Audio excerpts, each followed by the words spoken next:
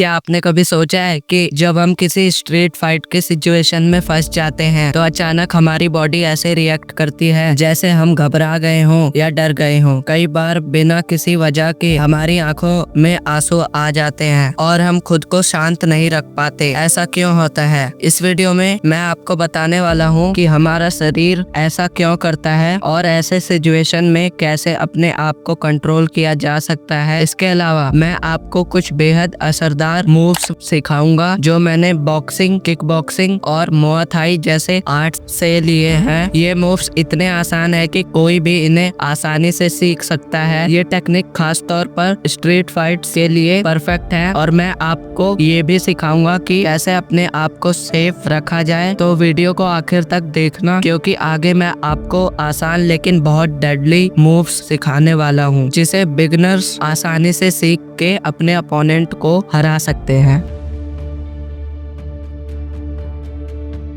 Street fight का नाम सुनते ही कई लोगों को गुस्सा आने लगता है, लेकिन क्या आप जानते हैं कि असली समझदारी इसमें है कि इसे अवॉइड किया जाए। ये सिर्फ मेरी राय नहीं बल्कि दुनिया के बड़े बड़े फाइटर्स और बॉक्सर्स भी यही सलाह देते हैं। स्ट्रीट फाइट में जाने से बचना ही सबसे अच्छा ऑप्शन होता है। अगर आप ये वीडियो देख रहे हैं तो आप एक नॉर्मल पर्सन होंगे जो खुद को डिफेंड करने के लिए कुछ आसान ट्रिक्स सीखना चाहता है। लेकिन सच ये है कि स्ट्रीट फाइट्स में अक्सर वे लोग शामिल होते हैं जो बिना किसी सॉलिड रीजन के झगड़ा करते हैं और उनके इरादे आमतौर पर साफ होते हैं, किसी भी कीमत पर सामने वाले को नुकसान पहुंचाना। स्ट्रीट फाइट का सबसे बड़ा खतरा ये है कि इनमें कोई रूल्स नहीं होते। छोटी छोटी बातों पर लोग बंदे बुला लेते हैं, वेपन्स का भी यूज करते हैं और बात हाथापाई से आगे बढ़ जाती है। चाहे आप कितने भी अच्छे मार्शल आर्टिस्ट क्यों ना हो, जब सामने वाले के पास वेपन्स हो या वो एक से ज्यादा हो तो आप वहाँ कुछ भी नहीं कर सकते। इसलिए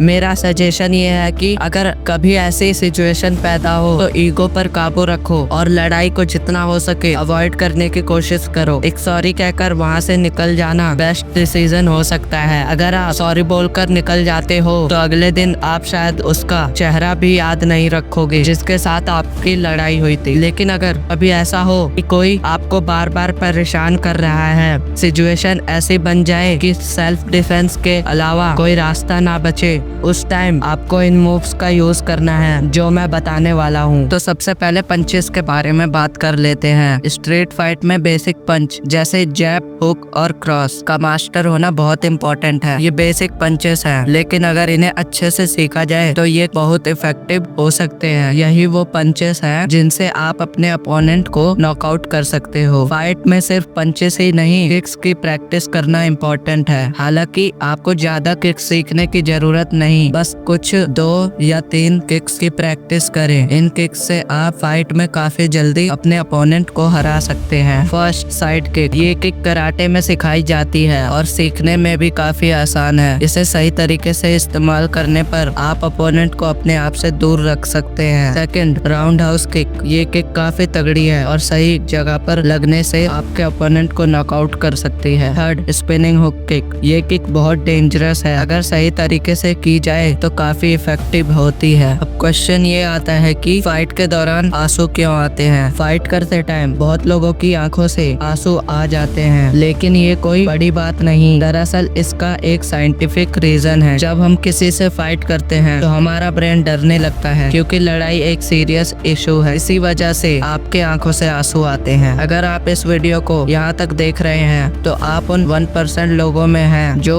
इसे पूरी तरह से समझने के लिए रेडी हैं। पिछले वीडियो में मैंने बहुत सारी इम्पोर्टेंट इंफॉर्मेशन प्रोवाइड की थी, लेकिन बहुत से लोग बस इंट्रो देखकर वीडियो को छोड़ देते हैं। आप यहाँ तक पहुँचे हो तो मैं आपको एक बहुत इफेक्टिव मार्शल आर्ट के बारे में बताने जा रहा हूँ जो खासकर स्ट्रीट फाइट के लिए ही बनाई गई है, जो ब्रूस ली खुद फॉलो करता है। इस मार्शल आर्ट का नाम है जीत कुंदू। जीत कुंदू एक बहुत इफेक्टिव मार्शल आर्ट है जो फाइट के दौरान आपके बहुत काम आती है। जीत कुंदो एक ऐसा मार्शल आर्ट फॉर्म है जिसे ब्रूस ली ने खास तौर पर स्ट्रीट फाइट के लिए ही बनाया है। उन्होंने अपने स्ट्रीट फाइट एक्सपीरियंस को इस फॉर्म में डाला है जिससे ये हर सिचुएशन में बेहद इफेक्टिव साबित होता है। हालांकि मैं खुद जीत कुंदो का एक्सपर्ट नहीं हूँ, इसलिए इसे मैं नहीं सिखा सकता, लेकिन अगर आप इसे सीखना चाहते हो तो इसे इंडिया के बेस्ट मार्शल आर्ट क्रिएटर दर्शन एस्थेटिक्स से सीख सकते हो।